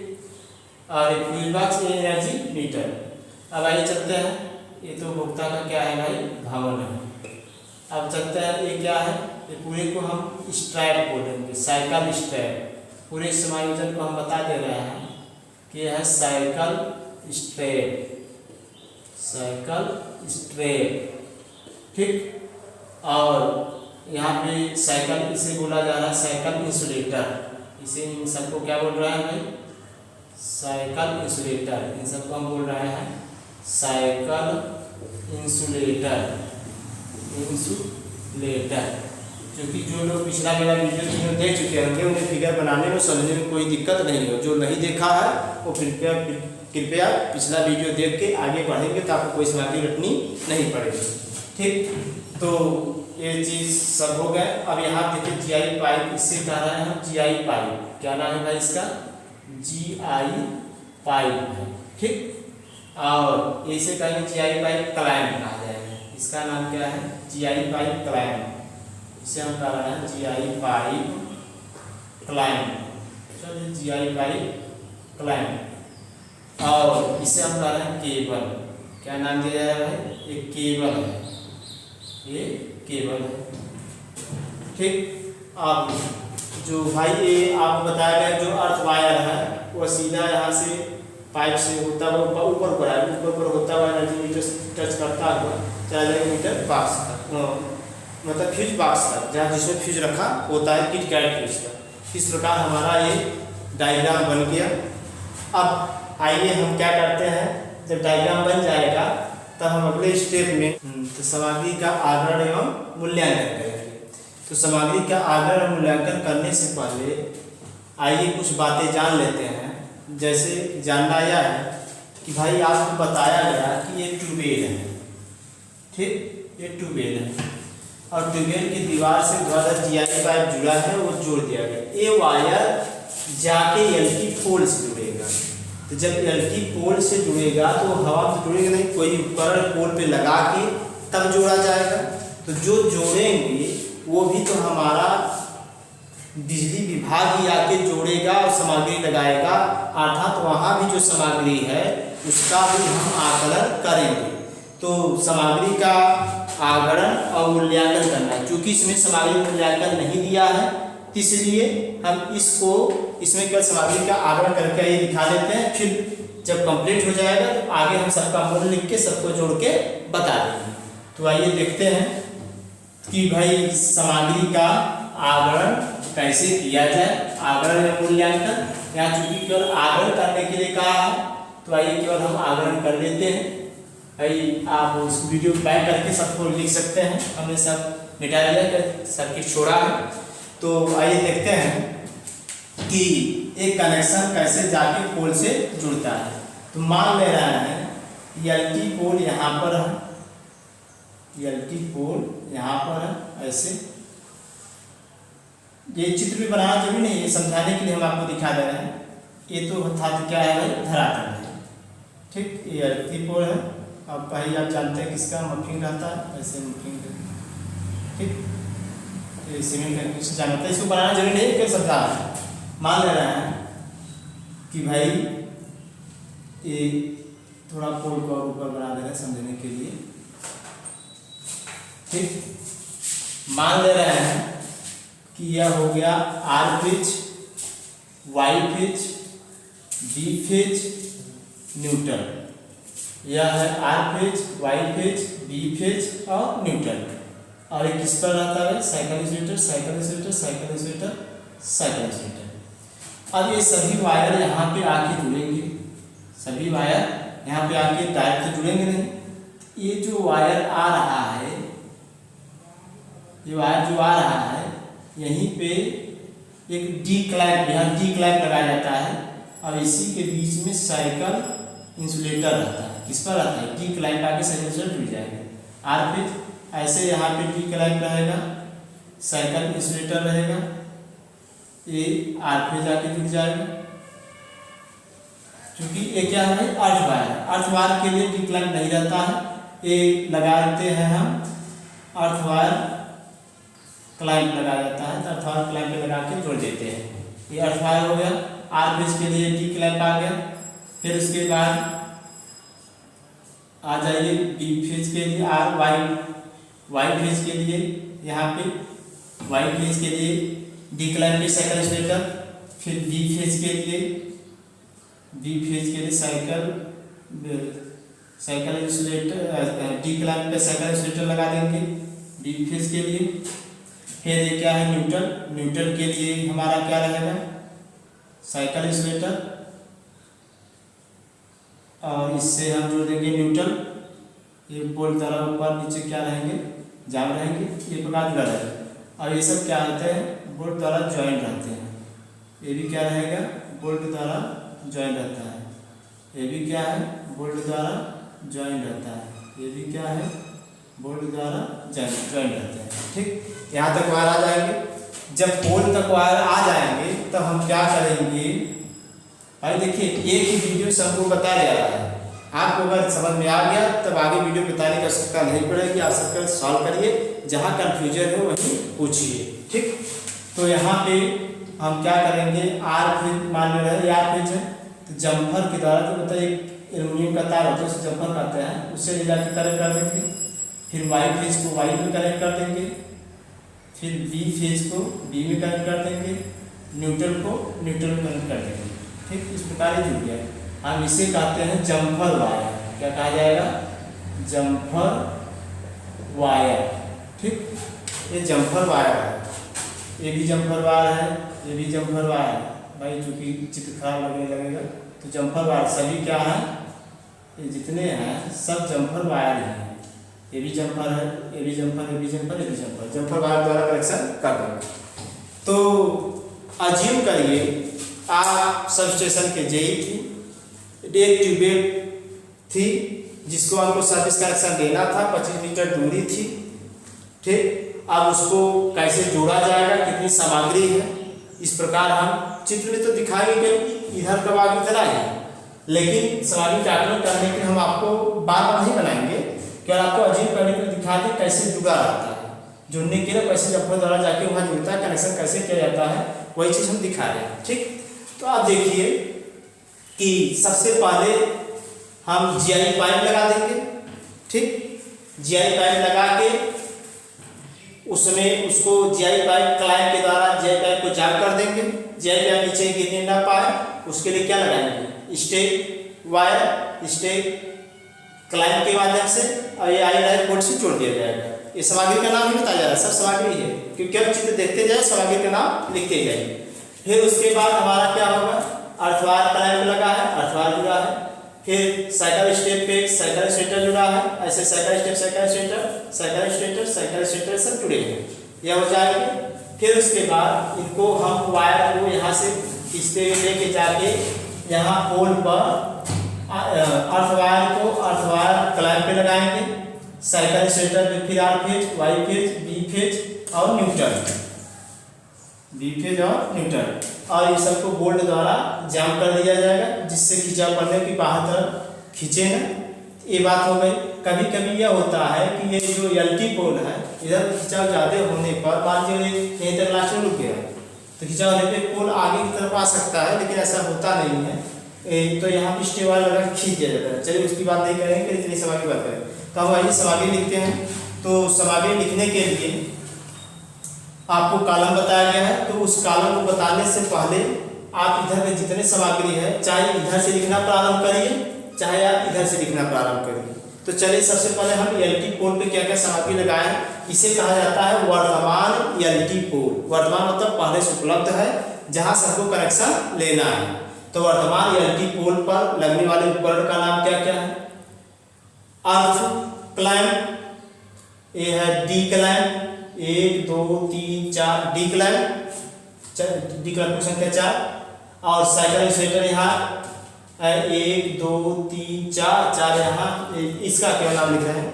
साइकिल स्टेटर कितने हैं यहाँ पे एलटी पोल पर? 4 है। ये बात हो गया। तो लगभग यहाँ कितने सारे, और फिर क्या है जम्पर वायर है। और जम्पर वायर कितना लेंगे? मान ले रहे हैं इसकी दूरी बहुत ही कम रहती है, इसमें मान ले रहे हैं कि भाई आधा मीटर एक आधा मीटर एक आधा मीटर लगभग 2 मीटर हम क्या लेंगे jumper wire. Jumper wire aluminium का ही होता है मटेरियल जिसका वायर आता है। इधर का पार्ट हो गया। जब इधर का पार्ट हो जाएगा तब आएंगे हम इस साइड, यहाँ से सीधे छोड़ के आ जाइए इस साइड। इस साइड आने में पहले जीआई पाइप लिखिए। जीआई पाइप क्या है? जीआई पाइप हमने बताया 3 मीटर, ये लिखो चाहे 3.5 मीटर लिखते हैं। जीआई पाइप 3 मीटर होगा या तो 3.5 मीटर का जीआई पाइप चाहिए। फिर उसके बाद जीआई पाइप हो जाएगा, इसको टिकाने के जीआई पाइप क्लैंप चाहिए। जीआई पाइप के बाद साइकिल, क्या यहाँ भी क्या है? अर्थ वायर क्लैंप चाहिए। फिर ये क्या है?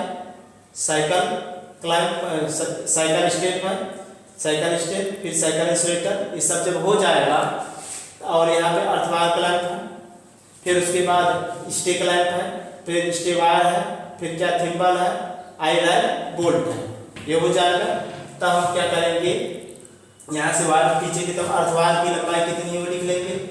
फिर देखेंगे फेज वायर जितने हैं सबकी लंबाई जोड़ लेंगे, कितना है फेज वायर भाई डबल AC क्या है, अर्थ वायर 6 GI तार का है। इस प्रकार का। फिर उसके बाद स्पीड इंसुलेटर 1 है, फिर ये भी GI तार का रहता है 6 G का। तो 1 मीटर इधर मान लीजिए, 1 मीटर इधर, ये लगभग 2 मीटर का होता है, तो भी 2 मीटर लिख देंगे। अब आइए बात चलती है केबल पर। तो केबल भाई PVC केबल है, 10 mm स्क्वायर का हमने देखा, वहाँ गणना किया था, बैक करके आप देख लेंगे। तो 10 mm स्क्वायर का एक केबल है PVC केबल। तो PVC केबल जीआई पाइप के अंदर जाएगा। अब जैसे मान लीजिए PVC केबल की लंबाई कितना होगी, हम मान रहे हैं 3 मीटर यह है, 3 मीटर और नीचे आया, 3 3 6 2 मीटर और इधर चला गया एनर्जी मीटर वाली दीवार से और आगे। तो 3 3 6 6 2 8 मीटर, मतलब केबल की जो लंबाई है वो 8 मीटर होगी। आप परिकल्पना में लिख सकते हैं कि केबल लंबाई 8 मीटर है।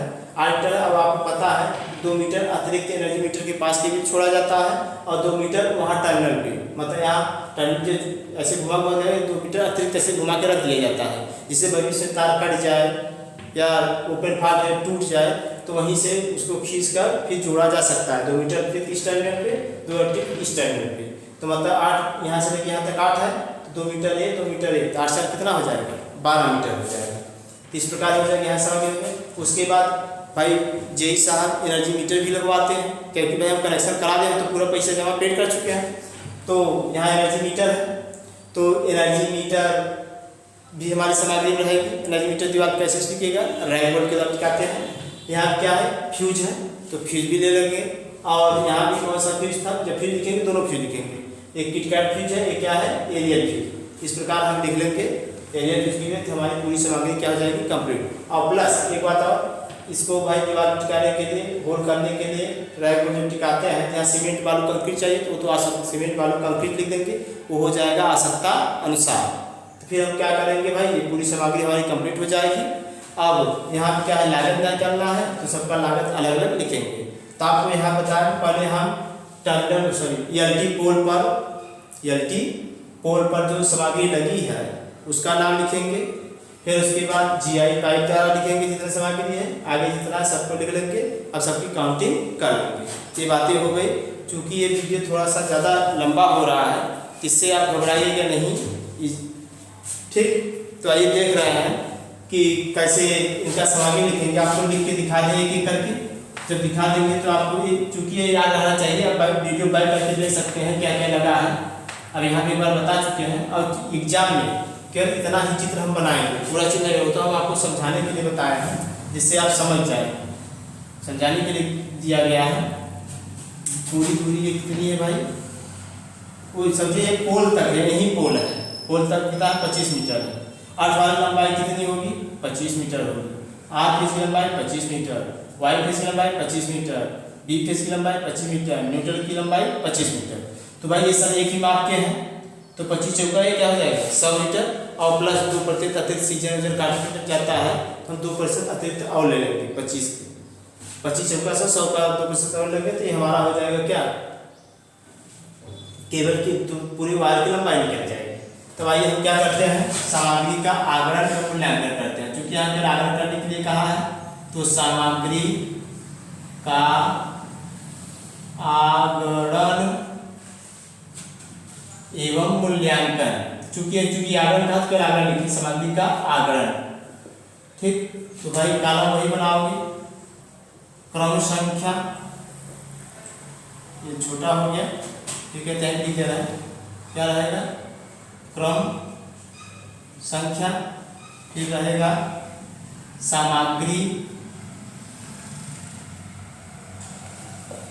जगह थोड़ा कम पड़ रहा है, तो इसको अभी हम बाद में मिटाएंगे। चलिए इधर का पार्ट पहले लिख लेते हैं, फिर उसके बाद आगे की तरफ बढ़ेंगे। यहाँ तक दिख रहा है, शायद यहाँ तक दिख ही रहा होगा। यहाँ तक दिख रहा है कि नहीं भाई? थोड़ा इधर देखो, थोड़ा हाथ को देख लीजिए। यहाँ तक हम लिखेंगे, यहाँ से ये यहाँ तक दिख रहा है, ठीक है। तो यहाँ हम क्रम संख्या लिखते हैं, चलेगा? ठीक है, तो हम यहाँ लिख दे रहा है क्रम संख्या, ठीक। फिर लिखेंगे सामग्री का नाम व विवरण, जैसा बताया गया, सामग्री नाम व विवरण, सामग्री नाम व विवरण, यह ठीक। फिर यहाँ रहेगा आवश्यक सामग्री, आवश्यक सामग्री। चलिए एक काम करते हैं हम भाई, क्योंकि लिखने में दिक्कत है, इसको हम मिटा दे रहे हैं, लेकिन मिटा देंगे तो आप सब समझ नहीं पाएंगे, वीडियो को बार बार बैक करके देखना पड़ेगा। चलिए लिख दे रहे हैं सामग्री का नाम और विवरण, ये क्या है? सारणी, सॉरी आवश्यक सामग्री, आवश्यक सामग्री। अभी आगे हमारा इसमें सबसे सामग्री दो कॉलम है, एक मात्रा है, एक इकाई है। चूंकि यहाँ दाम लिखना नहीं, दर नहीं लिखेंगे, डायरेक्ट आ जाएंगे किस पर? टिप्पणी पर। जब मूल्यांकन नहीं करना है तो डायरेक्ट टिप्पणी लिखेंगे, ठीक। तो चलिए नोट हो गया, आइए हम देखते हैं। यह हो गया हमारा कॉलम बन के तैयार, आवश्यक मात्रा दो कॉलम है, इसको अलग कर दिए, ठीक। तो पहला सामग्री हमने बताया, आप एलटी कोड से लेंगे, किससे लेंगे? एलटी कोड से। यहाँ दिखा देंगे, लिखेंगे कि एलटी मतलब जो वितरण कोड है, लो टेंशन का जो वितरण कोड है, उस पर आरोपित सामग्री, एलटी वितरण पोल पर सामग्री, सामग्री। तो अभी आपको दिखाया गया पहला पॉइंट लिख रहे हैं, पहला पॉइंट इसमें लिख रहे हैं, ये दिखाया गया। सब किस पे जुड़े थे? डी क्लाइंट पे। किस पे जुड़े थे? D client. डी क्लाइंट अलग से दिखा दे रहा है, ऐसे दिखता है, ये ऐसे रहता है,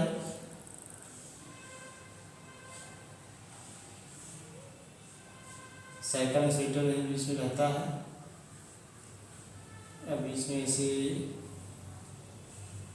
ऐसे रहते हैं, और यहाँ पे बोल्ट द्वारा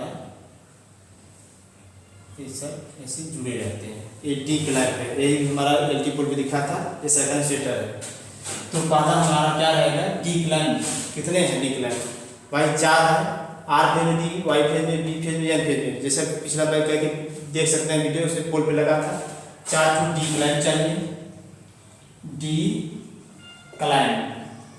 डी क्लैंप की मात्रा कितनी है? 4। संख्या का कोई मात्रा नहीं होता है, तो टिप्पणी में लिख देंगे किसके लिए डी क्लैंप चाहिए? साइकिल स्थापन, साइकिल इसे स्थापित है, साइकिल इंसुलेटर स्थापन हेतु। यहाँ लिख देना, लिखने की जगह नहीं है।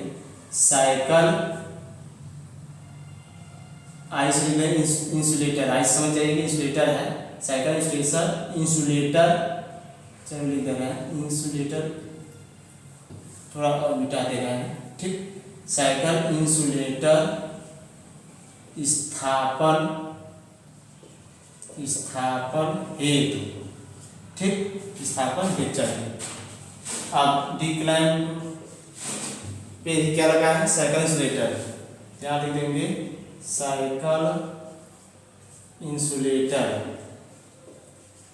साइकिल इंसुलेटर, ठीक। कितना है? जितना डी क्लैंप होगा उतना साइकिल इंसुलेटर होगा, क्योंकि 4 है डी क्लैंप, तो 4 होगा। इसका कोई टिप्पणी नहीं, इसे पृथक्कार कहते हैं। तीसरा है, तीसरा अर्धवायर इस पर लगा है, अर्धवायर क्लैंप वहाँ लगा है, क्या लिखेंगे? अर्धवायर, छोटा छोटा अगर दिख रहा है बात को समझ रहे हैं तो समझिएगा। अर्धवायर क्लैंप, चूंकि जगह नहीं इसलिए छोटा ही लिखा है। अर्धवायर क्लैंप, अर्धवायर क्लैंप एक ही अर्धवायर है, देखिए लगेगा, मात्रा कुछ नहीं होगा। क्या लिखेंगे? अर्धवायर हेतु। किसके लिए चाहिए? अर्थ वायर हेड चाहिए। ठीक, फिर आ जाइए चौथा पॉइंट, अर्थ वायर क्लैंप हो गया। अब अर्थ वायर सब ज्वाइन हो चुके थे, अब क्या करना है कि भाई जम्फर द्वारा उनको जोड़ देना है। तो लिखेंगे जम्फर, क्या लिखा जाएगा, जम्फर। तो जम्फर हमने कहा कि भाई आधा आधा मीटर होगा, तो 2 मीटर वहाँ बताया है, 2 मीटर है। जम्फर एल्यूमिनियम का वायर एक टुकड़ा होता है, तो मान रहे हैं तो उसका दाम आएगा 5 रुपये मीटर। नहीं, दाम तो लिखना नहीं, सीधा ऐसे जोड़ लेंगे। ये कनेक्शन हेड, जम्फर किसके लिए चाहिए, कनेक्शन के लिए। जैसा पिछला वीडियो में देखा जम्फर वायर कैसे कनेक्शन किया गया है, यहाँ लिख देंगे कनेक्शन हेड। ये तो हो गया हमारा पोल पे जो स्थापित था। अब आ जाइए यहाँ पर जीआई पाइप पर स्थापित उपकरण। जीआई पाइप लिखिए या ना लिखिए, डायरेक्ट आप आ जाइए। जब वहाँ हो गया, अब आ जाते हैं किस पर, जीआई पाइप पर। तो जीआई पाइप पर क्या क्या, पहले लिखेंगे जीआई पाइप, पहले क्या लिखा जाएगा, जीआई पाइप। पहले हम जीआई पाइप लिखेंगे। जीआई पाइप में बताएगा 3 मीटर 3.5 मीटर, चलिए हम 3.5 मीटर लेते हैं, 3.5 मीटर चाहिए। इसे हम कहते हैं ऊर्ध्वाधर, ऊर्ध्वाधर ब्रैकेट ही नाम दिया जाता है, ऊर्ध्वाधर ब्रैकेट है। ठीक, फिर तीसरा क्या है, जीआई पाइप के बाद जीआई पाइप जो, अब जीआई पाइप आप कैसे लिखिएगा, कल्पना कीजिए किससे, जीआई पाइप क्लैंप से।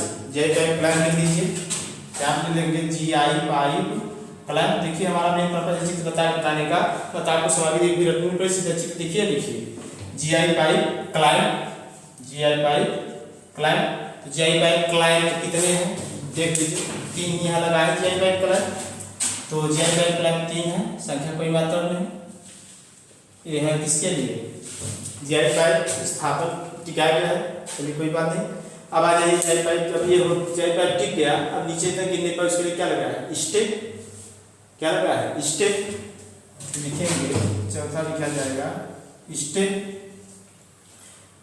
पहले स्टेक किससे जुड़ा है, स्टेक क्लैंप से, तो पहले लिख देंगे स्टेक क्लैंप। क्या लिख दिया जाएगा, स्टेक क्लैंप। कितना है स्टेक क्लैंप, एक ही है, स्टेक क्लैंप एक ही है। ठीक, संख्या कोई बात और नहीं, क्या लिखेंगे स्टेक क्लैंप। चलिए कोई टिप्पणी नहीं, स्टे वायर हेतु है, स्टे वायर हेतु क्या है, स्टे वायर हेतु, स्टे वायर के लिए है। अब आ जाइए ये क्या है, स्टे वायर है, इसके नीचे स्टे क्लैंप स्टे वायर जुड़ा है, लिखेंगे भाई स्टे वायर, स्टे वायर।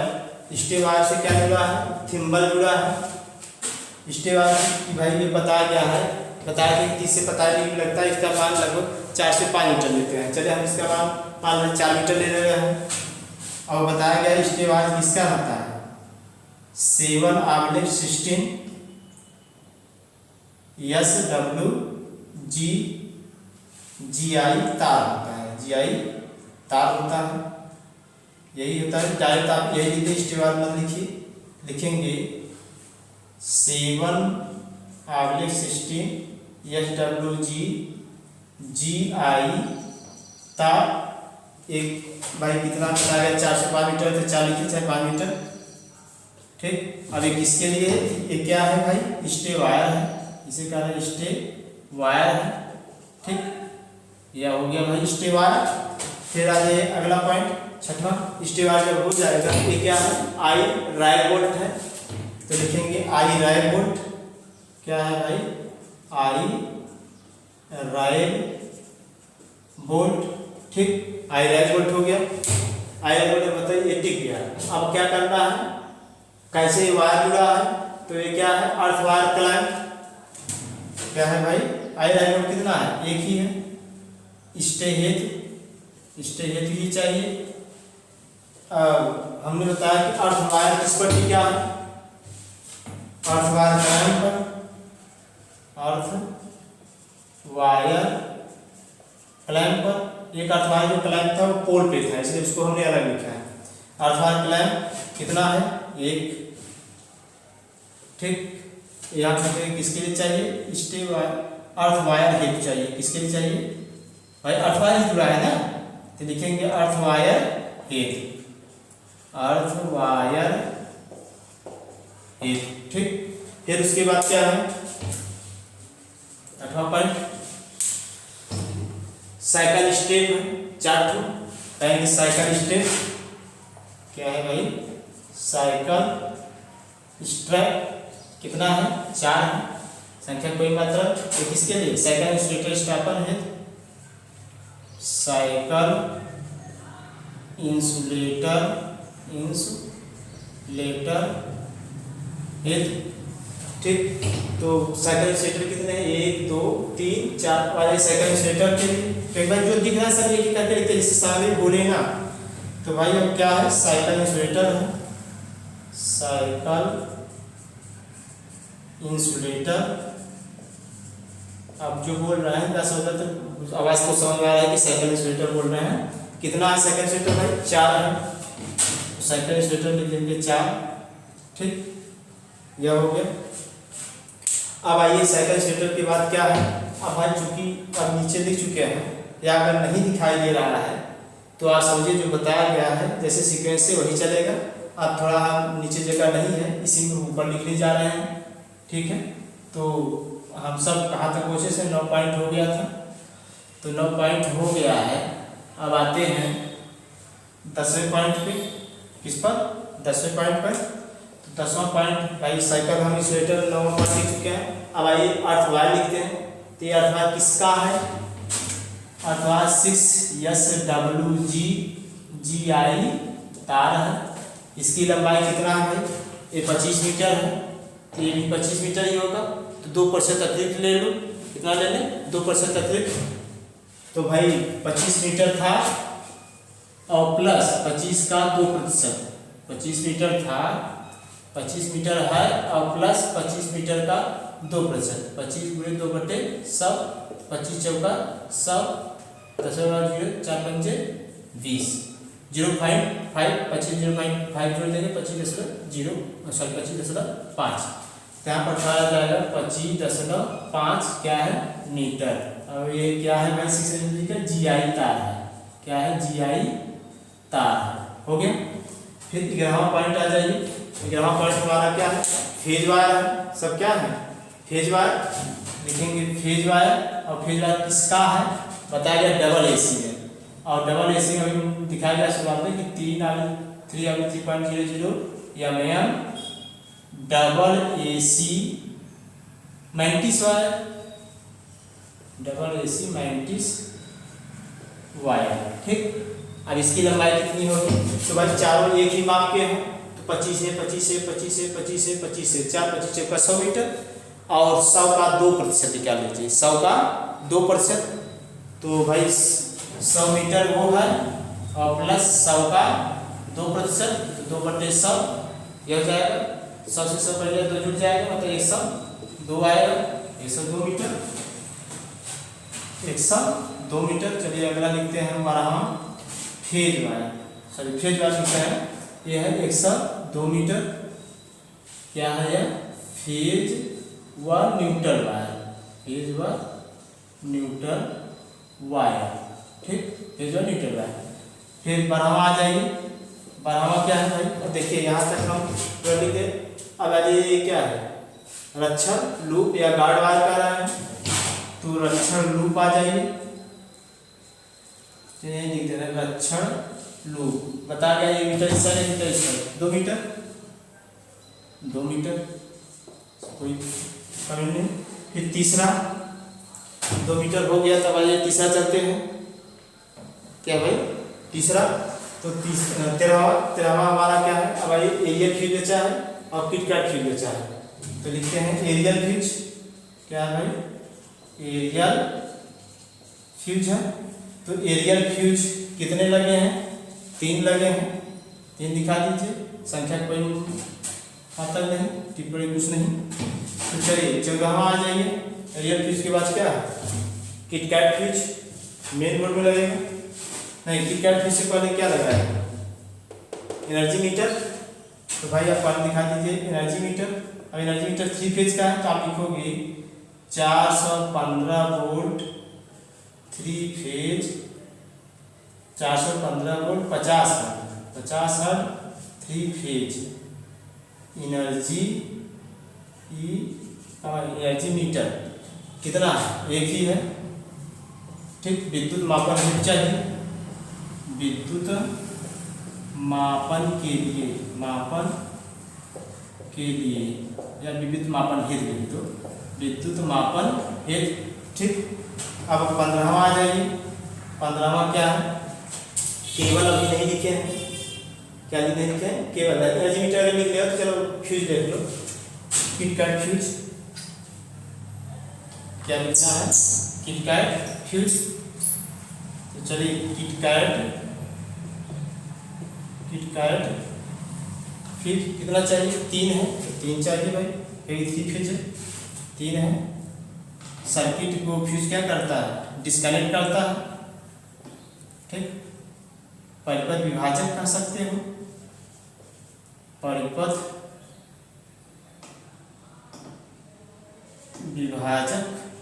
विभाजित कर देगा। ठीक, फिर किटकैट के बाद आ जाइए भाई, केबल अभी नहीं लिखे हैं तो केबल लिख लेते हैं। 16 क्या है, केबल। चलिए केबल की लंबाई जान लेते हैं।